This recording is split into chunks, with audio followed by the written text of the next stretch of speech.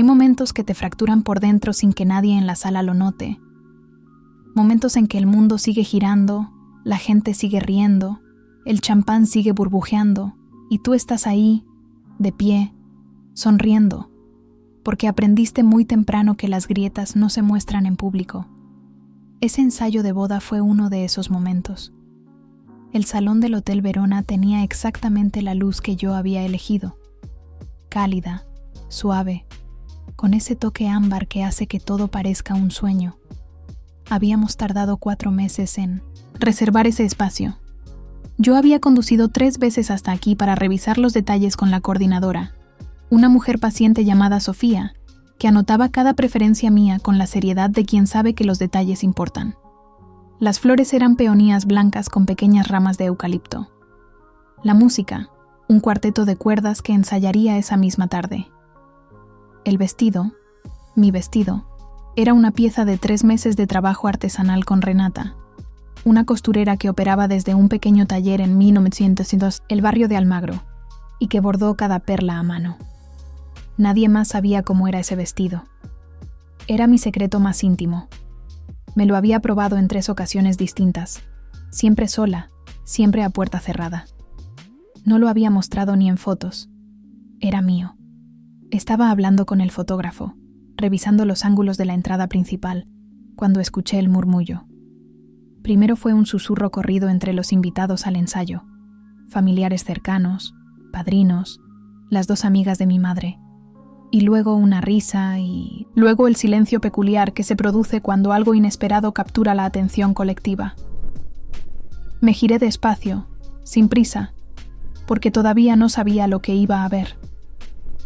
Valeria entró del brazo de Marcos. Valeria, mi hermana menor. Valeria, que tiene ese pelo oscuro que nuestra madre siempre dijo que era el pelo bueno de la familia. Valeria, que aprendió a caminar hacia los demás con una sonrisa que promete algo sin decir exactamente qué. Valeria, que llevaba puesto mi vestido. No un vestido, parecido, no una versión similar.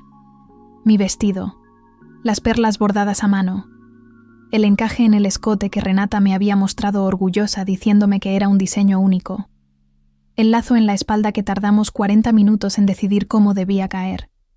Marcos reía. Tenía esa risa que yo conocía bien, la que usaba cuando estaba seguro de que algo iba a salir bien.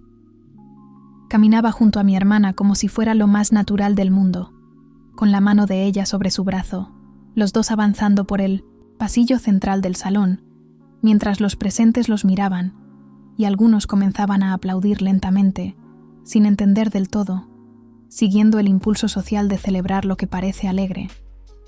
«¡Sorpresa!», dijo Valeria. Esa palabra la pronunció con los brazos abiertos, mirándome, con una sonrisa amplia y brillante que cualquier extraño habría leído como inocente. Yo la conocía desde que nació. Conocía esa sonrisa. Era la misma que usaba de niña cuando hacía algo que sabía que estaba mal y apostaba a que su encanto sacaría a todos del disgusto. El silencio que siguió duró quizás 3 segundos. Luego mi madre fue la primera en hablar. «Qué linda se ve», dijo. Y esa frase tan pequeña, tan casual, me golpeó con más fuerza que cualquier otra cosa que hubiera podido decir. Mi padre carraspeó. Miró hacia otro lado. Mi tía Carmen, que siempre había sido la portavoz no oficial de la estética familiar, inclinó la cabeza y asintió con esa expresión de quien evalúa un cuadro en una galería. «Le queda perfecto», dijo. «El diseño le favorece mucho más a ella, la verdad». Marcos se acercó a mí. Bajó la voz para que solo yo lo oyera, pero lo justo para que no pareciera una conversación privada, sino una aclaración pública moderada. «No te pongas así», me dijo. «Fue idea de Valeria. Quería verte la reacción. Es una broma, Elena. Relájate». Una broma. Miré a mi hermana, que seguía sonriendo, esperando, con esa paciencia de quien sabe que la sala va a estar de su lado. Y la sala estaba de su lado. Mi madre se había acercado a ella para arreglarle el lazo de la espalda. Mi tía Carmen sacó el teléfono para hacer una foto. El fotógrafo, mi fotógrafo, el que yo había contratado, dudó un momento y también levantó la cámara, por instinto profesional.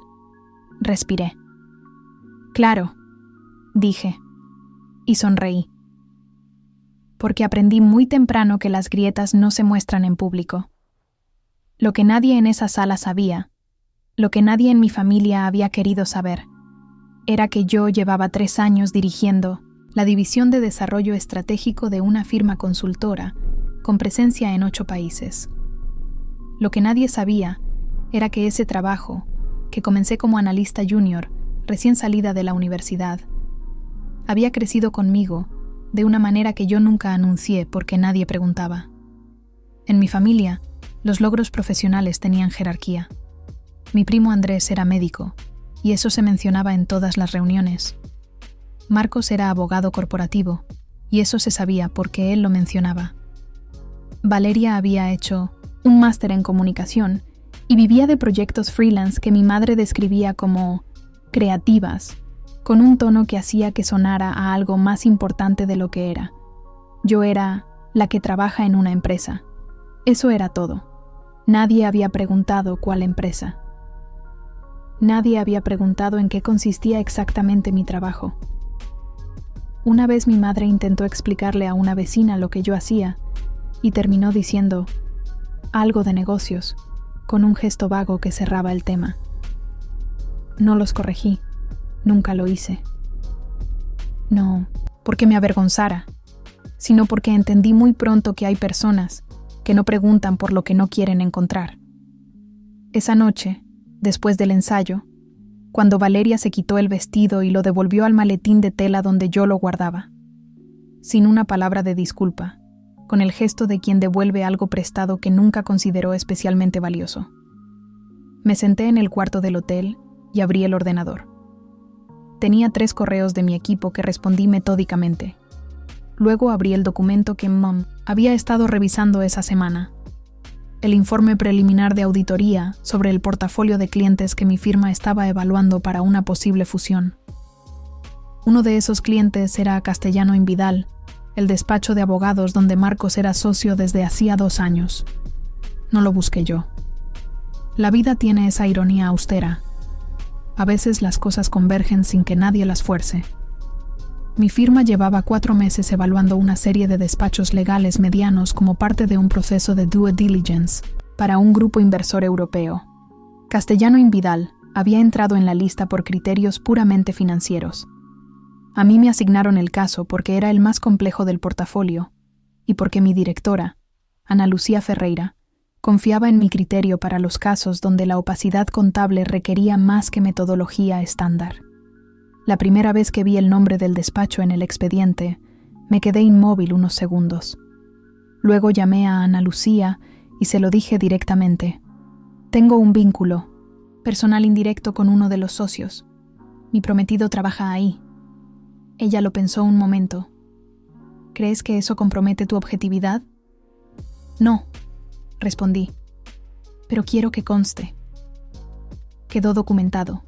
Seguí adelante. Lo que encontré durante esas semanas de revisión no era ilegal en sentido estricto. Era algo más sutil y más revelador. Una serie de prácticas de facturación que inflaban horas de trabajo sobre clientes que no tenían la capacidad técnica para verificarlo, combinadas con una estructura de comisiones internas que desviaba ingresos hacia los socios fundadores antes de que los asociados pudieran acceder a sus bonificaciones. Era el tipo de cosa que los despachos pequeños hacen cuando crecen demasiado rápido y no actualizan su gobernanza. No era dramático. Era simplemente inaceptable desde la perspectiva de un inversor.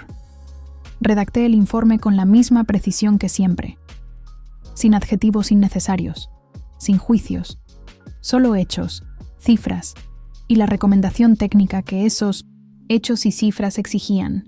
Castellano & Vidal no cumplía los estándares mínimos de transparencia financiera para ser incluido en el portafolio de adquisición. El informe fue aprobado por Ana Lucía el martes. El miércoles se comunicó al grupo inversor. El jueves, El representante del grupo llamó al despacho para informarles que habían sido descartados del proceso. La boda estaba programada para el sábado siguiente. El viernes por la mañana, Marcos me llamó. Su voz tenía una textura diferente a la habitual, algo tenso debajo de la superficie que él intentaba controlar. ¿Puedes hablar? Claro, respondí. ¿Qué pasa? Nos descartaron del proceso de inversión, de la noche a la mañana, sin explicación detallada. Hice una pausa breve. Lo siento. ¿Sabes por qué? No nos han dado razones claras, solo que el informe de due diligence no fue favorable. Otro silencio. ¿Qué tipo de firma hace el due diligence?, preguntó. Y en la forma en que lo preguntó, en ese tono ligeramente oblicuo, entendí que ya sabía la respuesta. No puedo hablar de procesos confidenciales de clientes, le dije. Lo sabes. Elena. Marcos. El silencio que siguió fue distinto a todos los silencios anteriores entre nosotros. Tenía peso, tenía la densidad de algo que los dos sabíamos pero que ninguno iba a nombrar todavía. La boda sigue en pie, dije finalmente. Nos vemos mañana. Colgué. Abrí el siguiente documento en mi lista de trabajo. Lo que ocurrió en los días siguientes tuvo una lógica interna, que yo no busqué pero tampoco desvié. El lunes después de la boda, que no ocurrió, aunque eso llegará después, el socio principal de Castellano & Vidal contactó a mi firma para solicitar una reunión de revisión. Era su derecho. Cualquier firma evaluada tiene acceso a solicitar una explicación metodológica del proceso. Ana Lucía me pidió que asistiera como autora del informe. Lo hice. La reunión fue en sus oficinas. 3 socios, un abogado externo que habían traído como asesor, y yo con Ana, Lucía. El socio principal, un hombre de unos 50 años llamado Vidal, con la actitud de quien no está acostumbrado a que le digan que no, presentó su caso durante 20 minutos. Cuestionó la metodología, insinuó sesgos. Usó la palabra subjetivo 4 veces. Cuando terminó, abrí mi carpeta y respondí punto por punto durante 40 minutos. No levanté la voz. No agregué un solo calificativo que no estuviera respaldado por un número. Cuando señalé la estructura de comisiones internas y expliqué el mecanismo exacto mediante el cual los asociados eran sistemáticamente postergados en sus bonificaciones, el abogado externo tomó notas durante 2 minutos seguidos sin mirar hacia arriba. La reunión terminó sin acuerdo, lo cual era el resultado esperado. Pero al salir, el abogado externo me alcanzó en el pasillo y me entregó su tarjeta. Trabajo con varios fondos de impacto, dijo.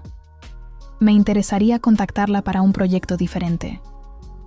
Tomé la tarjeta. La guardé. Mientras tanto, en 1980, mi familia, algo se estaba moviendo. Mi madre llamó el jueves de esa semana. Su tono era el que usaba cuando tenía información que quería extraer sin parecer que la estaba buscando. ¿Cómo estás, Elena? Bien, mamá.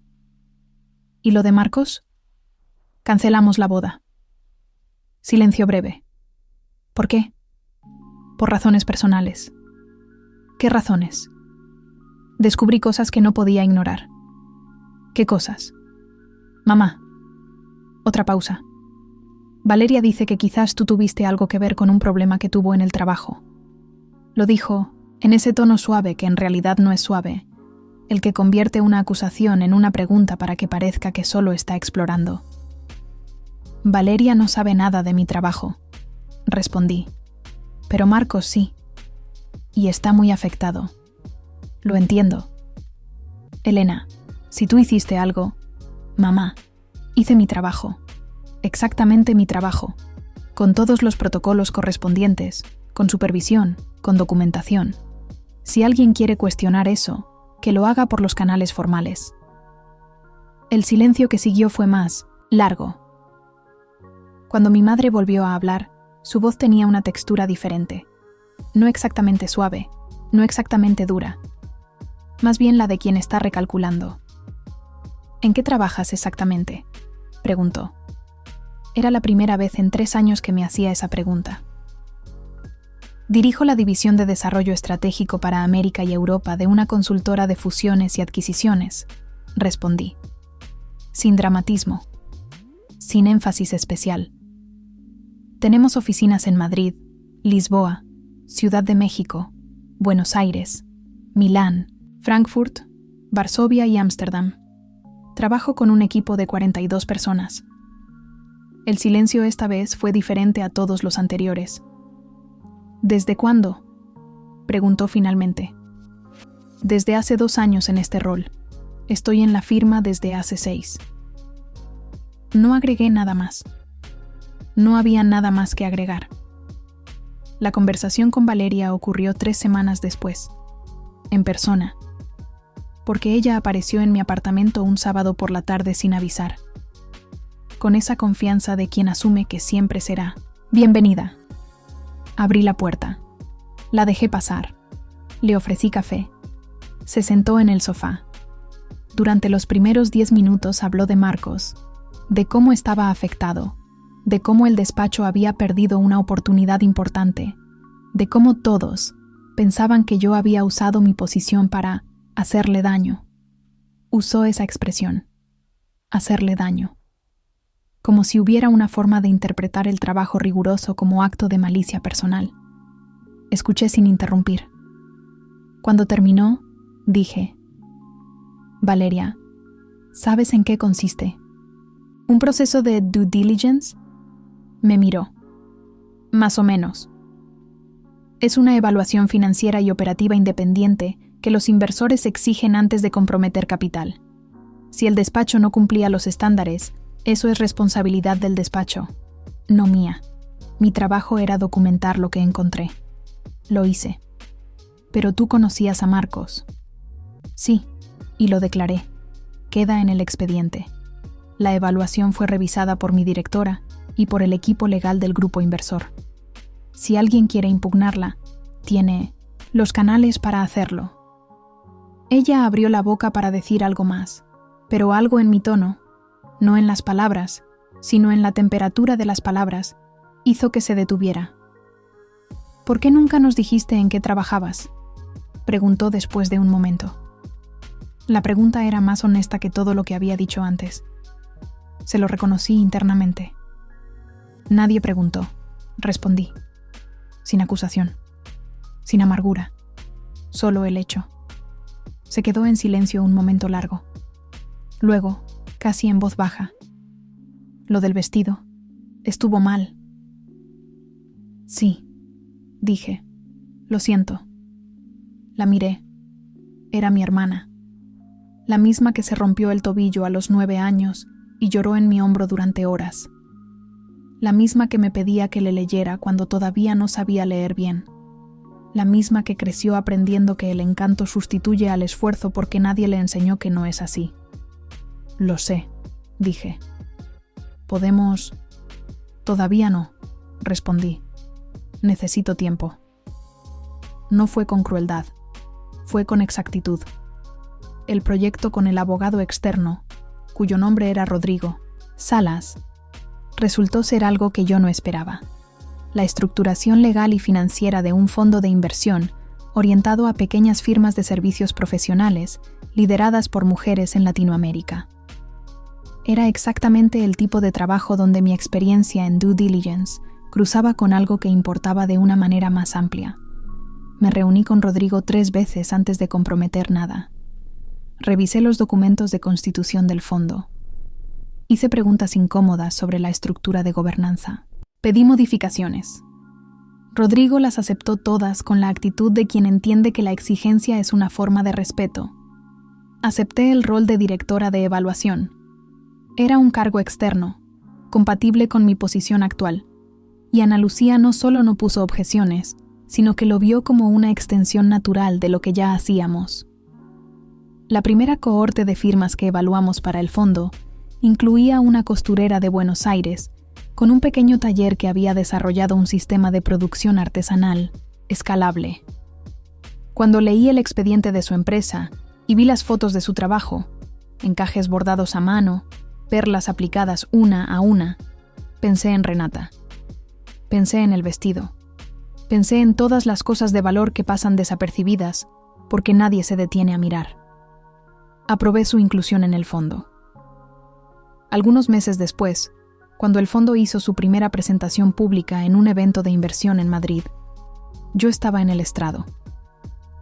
No como protagonista de una historia de superación personal, sino como directora técnica de un instrumento financiero que iba a mover capital real hacia proyectos reales. Hablé durante 12 minutos. Fui precisa, fui directa. Cuando terminé, hubo preguntas del auditorio durante 40 minutos. Una de las personas que levantó la mano era una estudiante de último año de economía. Tenía el pelo recogido y una libreta llena de anotaciones. ¿Cómo se construye criterio para evaluar lo que el mercado habitualmente subvalora?, preguntó. Era una buena pregunta. Era, de hecho, la pregunta central de todo lo que yo había aprendido en 6 años de trabajo. Aprendiendo a distinguir entre lo que brilla y lo que vale, respondí. No siempre son la misma cosa, y entrenando la paciencia de mirar 2 veces cuando la primera impresión es lo que alguien quiere que veas. Ella anotó eso. Asintió. Después del evento, la busqué entre el público. Le ofrecí una tarjeta y le dije que si quería hablar sobre oportunidades de práctica profesional en el fondo, que me escribiera. Lo hizo esa misma noche. Comenzó a trabajar con nosotros 3 meses después. Mi madre me llamó una tarde de ese mismo periodo. Su voz había cambiado de una manera que yo no sabía exactamente cómo nombrar. Había algo en ella más quieto, más sin el zumbido de fondo de quien está siempre gestionando impresiones. Vi que estuviste en un evento en Madrid, dijo. Lo vi en el periódico económico. Salía tu nombre. Sí, dije. Qué orgullo, dijo. Y luego, como si la frase la hubiera sorprendido a ella misma, añadió. Siempre debí decirte eso.